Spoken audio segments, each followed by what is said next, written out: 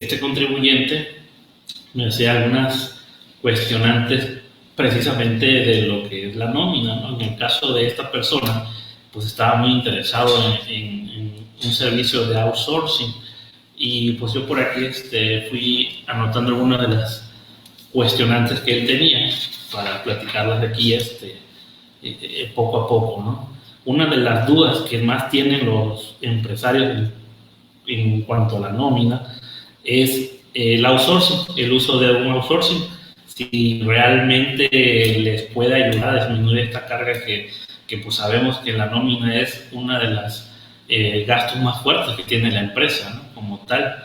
Y creo que en cuestiones de los empresarios existe cierta desinformación de lo que realmente se conoce como un outsourcing.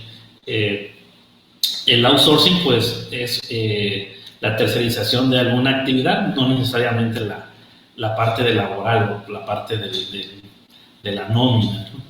Sin embargo, pues es un término que se ha venido usando para encasillar este tipo de actividades. La idea desafortunada del empresario, que no generalizo porque pues no todos, pero sí muchos tienen la idea de que el outsourcing sirve para evitar o disminuir el pago del costo de la nómina, lo cual pues es erróneo.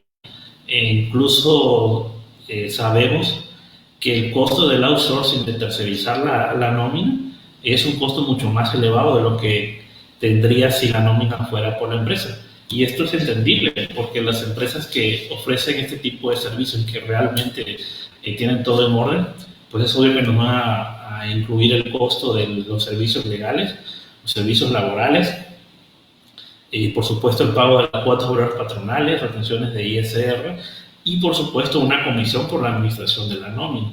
Entonces sería ilógico que un servicio de terciarización de nómina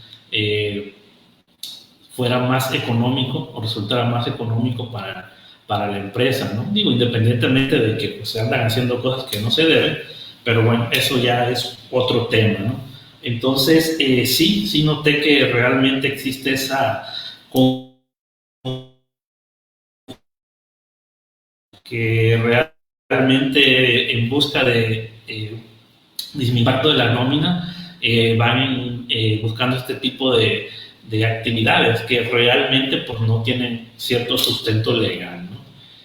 Por ejemplo, últimamente se ha venido utilizando mucho lo de que llaman insourcing, que realmente sí es como un outsourcing porque lo que se terceriza aquí es la parte administrativa de la nómina, es decir, los empleados de la empresa siguen estando bajo la nómina de la misma empresa y lo que se terciariza son servicios como los administración de nómina, cálculos de nómina, listas de raya, timbrado de recibos, incluso la parte legal, lo que podrían ser los servicios laborales y todo este tipo de cosas, ¿no? Que realmente pues es lo que muchos despachos en servicios sí lo prestan, que es encargarnos de la nómina de la empresa, pero básicamente es la parte administrativa, ¿no? Porque la responsabilidad laboral pues, sí está dentro de la empresa. En este tipo un punto que siempre se le comenta al empresario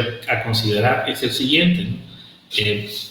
¿Cuánto es el costo que tendrías si tú llevaras la nómina internamente? Y hablo de la parte administrativa, ¿no? Seguramente habría que pagarle, dependiendo el tipo de empresa, el tamaño y el número de trabajadores, seguramente habría que incurrir en el pago de un ministro que se encargue específicamente de llevar el control de la nómina. Tal vez tendría que tener un departamento de recursos humanos, repito, depende, por ejemplo, sobre todo cuando se llevan de las mentadas nóminas especiales, ¿no? Acá en el sur del estado es muy común este tipo de nóminas, estos trabajadores que tienen roles de 14 por 28 y este tipo de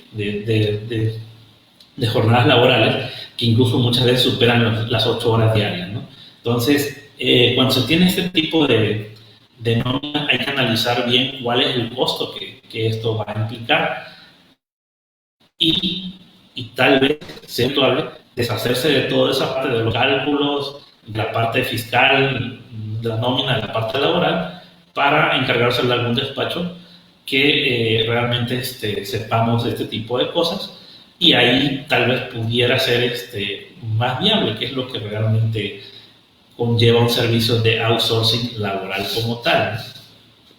Otra de las cuestionantes que este contribuyente me hacía, o este empresario, era qué pasa con los trabajadores. Y la triste realidad es que, pues, si lo que buscaba era una reducción del costo de la nómina, muy seguramente la empresa que le ofrecía este tipo de servicios, pues se hacían lo que seguramente iba a darle de alta a los trabajadores con un salario menor al real. Desafortunadamente, pues, esto es lo que se vino utilizando desde hace mucho tiempo, ¿no?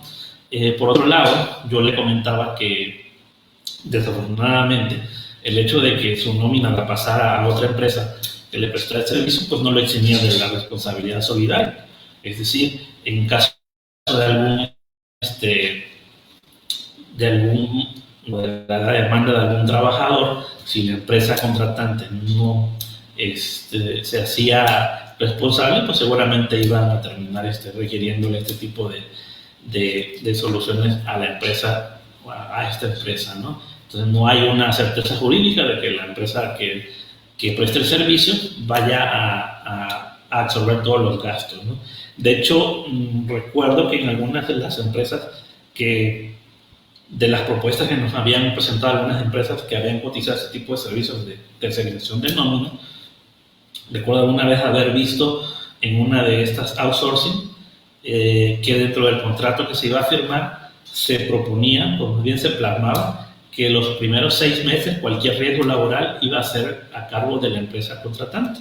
Después de los 6 meses de haber corrido el servicio, ahí sí ya el outsourcing se hacía cargo de todo ese tipo de detalles, ¿no? Pero dentro de los primeros 6 meses, pues directamente cualquier detalle con el trabajador, algún accidente, riesgo de trabajo o demanda laboral, la misma empresa tenía que hacerse cargo de los costos de este tipo de actividades o de cosas, ¿no? Entonces, hay que analizar bien, hay que, todas las empresas son distintas, los niveles de trabajadores varían, los tipos de trabajo, los tipos de jornada, y pues básicamente yo platicaba con él eso, ¿no? Era lo que yo le hacía ver que hay mucho que analizar, ¿no? Esto depende mucho del tipo de empresa. Yo, en lo personal, pues siempre les he recomendado el caso repito, del outsourcing, pero de la parte administrativa, que es lo que nosotros hacemos, y creo que hay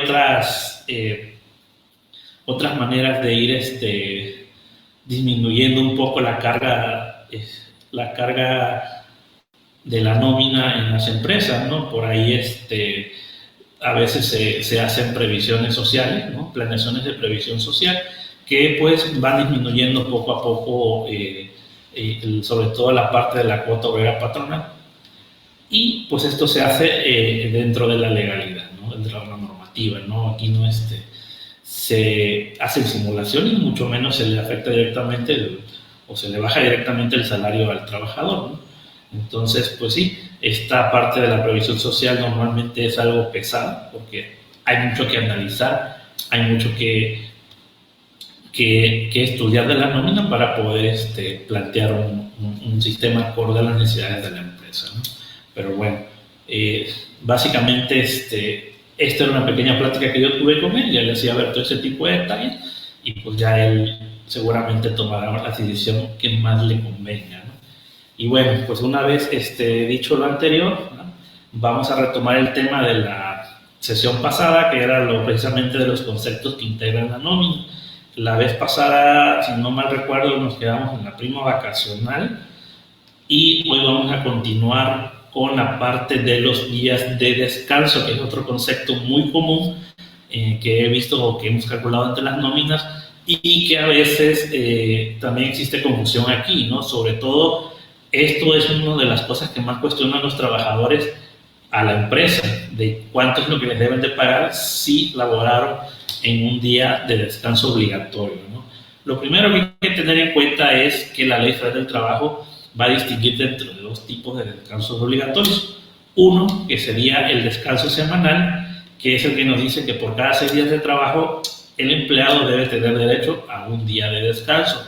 Este día de descanso se le debe de cubrir con un salario íntegro, es decir, por ejemplo, en las nóminas, cuando las nóminas son semanales, un ejemplo, no se calculan por 6 días, porque normalmente se trabaja de lunes a sábado, ¿no? Siempre se ponen los 7 días, precisamente por esto, porque ese día ya está disfrutado con los 6 días, que elaboró en la semana, ¿no? Ese es uno, por descanso semanal, y el segundo día de descanso sería obligatorio, serían por los días festivos. Según la Ley Federal del Trabajo, estos días son conmemoraciones, acontecimientos de significado nacional, y por estos días también se deberá recibir el salario íntegro, ¿no? Por ejemplo, una de las preguntas que más nos hacen ¿es obligatorio que descansen el día domingo? Hablando de lo que sería el descanso semanal. Y para contestar esto, pues tenemos que remitirnos de entrada al artículo 70 de la Ley Federal del Trabajo. En esta nos dice que en los trabajos que requieran una labor continua, es decir, que sea necesario trabajar los domingos, los trabajadores y el patrón fijarán en común acuerdo los días en que los trabajadores deberán disfrutar de su descanso semanal. Para quienes somos normalmente oficinistas, trabajamos en este tipo de servicios, es muy común, o si no es que la mayoría, nuestro día de descanso normalmente es el domingo. Aquí no hay mucho donde buscar. Sin embargo, en otros giros, como son los hoteleros, restauranteros, turismo, etc., incluso el sector petrolero, normalmente no respetan que el descanso sea el día de descanso semanal sea el domingo.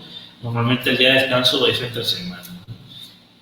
Entonces, aquí la respuesta sería no es obligatorio que se tenga que descansar el día domingo. Es decir, simplemente esto es, se llega a un acuerdo con el trabajador que normalmente se plasma en el contrato de trabajo y ahí se estipula que el día de descanso pues será entre semana, ¿no? Ya sea que sea un día de descanso fijo, incluso puede ser un día de descanso que se vaya cambiando dependiendo de la semana o del rol que tenga la plantilla laboral. Okay. Para reafirmar esto, nos vamos al artículo 71 y en de la Ley Federal del Trabajo, que nos dice que se procurará que el día de descanso semanal sea el domingo. Y aquí hay un punto importante. La ley dice se procurará, es decir, según el diccionario de la lengua española, por procurar debemos entender hacer diligencias o esfuerzos para que suceda lo que se expresa. En este caso sería hacer un esfuerzo para que el día de descanso sea el domingo. Sin embargo, pues procurar no significa que sea obligatorio, ¿no? Se hará dentro de las posibilidades, dentro del giro de la empresa. Y como repito, normalmente, pues quienes somos oficinistas sí disfrutamos de ese día de descanso, pero en otros sectores, pues esto es imposible, ¿no? Entonces, eso sería en cuanto al día de descanso semanal. ¿Siempre tiene que ser domingo? Pues no, eso ya dependerá del acuerdo que llegue el trabajador y el patrón y sobre todo del servicio o actividad que más le convenga a la empresa. El otro día de descanso obligatorio pues son los días de festivo que están marcados en la Ley Federal del Trabajo en el artículo 74. Son los siguientes, ¿no? Para el año 2021, para el año en curso, pues tenemos, el primero fue el día 1 de enero, por conmemoración obviamente del año nuevo. El segundo fue el lunes 1 de febrero, que en se recorrió el del día 5, que es el primer lunes. También tuvimos la de la semana pasada, que fue el 15 de marzo, ¿no? Que esto por conmemoración del natalicio de Benito Juárez, que es el día 21, pero que también se recorre. El próximo, en teoría, sería el sábado 1 de mayo. Pues habrá quienes no trabajen el sábado, habrá quienes sí trabajen, pues es un día de descanso obligatorio.